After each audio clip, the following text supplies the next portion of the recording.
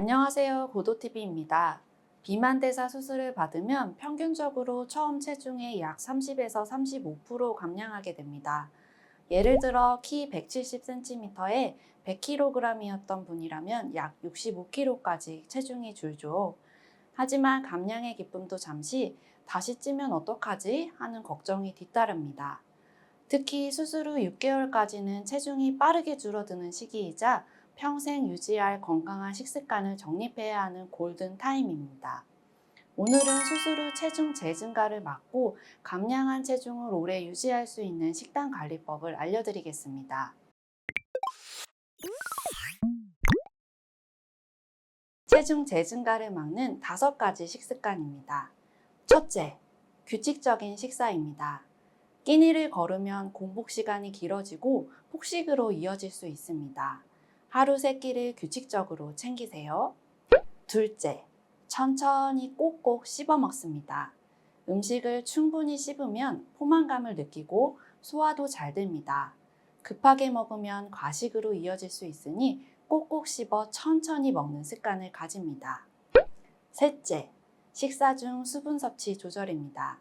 식사 전후 30분 동안은 물을 마시지 않는 것이 좋습니다. 식후 물을 바로 마시면 복부 통증이나 구토를 유발할 수 있기 때문입니다. 넷째, 단 음식과 가공식품을 제한합니다. 사탕, 초콜릿, 꿀, 잼처럼 당분이 높은 음식은 혈당을 급격히 올리고 식욕을 자극해 체중 재증가의 원인이 됩니다. 다섯째, 균형 잡힌 식사입니다. 지방, 비타민, 무기질까지 모든 영양소를 골고루 섭취해야 합니다. 특히 단백질은 반드시 신경 써야 하는 영양소입니다.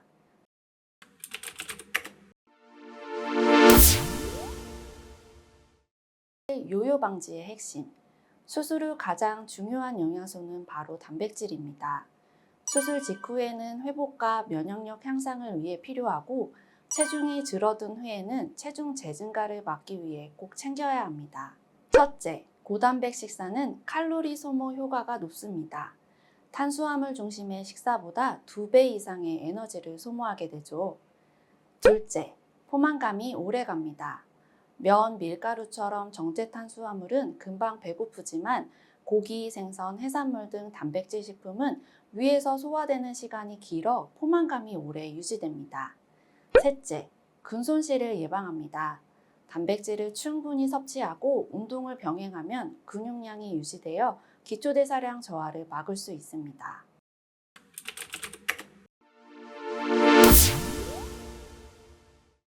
단백질 이렇게 챙기세요. 매 끼니 단백질 섭취하기. 한 끼에 한 주먹 정도의 크기를 섭취하기.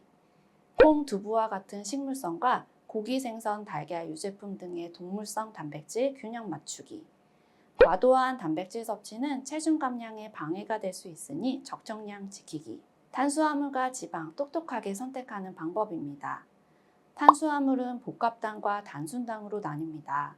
밥, 고구마, 잡곡 등은 복합당으로 혈당을 천천히 올리고 포만감을 오래 유지합니다. 반면 설탕, 꿀, 시럽 같은 단순당은 빠르게 혈당을 올려 금방 배고파지게 하죠. 복합당 중에서도 섬유소가 많은 것이 더 좋습니다. 쌀밥보다는 잡곡밥, 흰 빵보다는 호밀빵처럼 통곡물 비율을 높이세요. 지방은 전체 칼로리의 15에서 30% 정도가 적절합니다. 올리브유, 들기름, 참기름 같은 불포화 지방산을 매 끼니 한두 스푼 사용하세요. 견과류는 하루 한 번 적당량 드세요.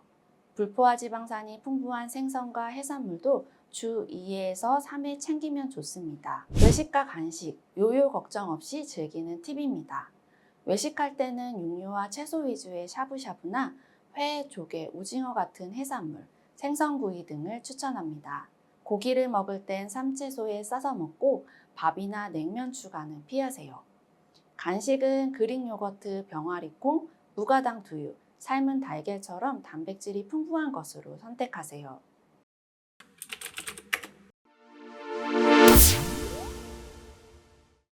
오늘은 비만대사 수술 후 체중 재증가를 막는 식단과 실천법에 대해 알아봤습니다. 체중 유지의 비결은 단순히 적게 먹는 것이 아니라 건강한 식습관을 꾸준히 실천하는 것입니다. 감사합니다.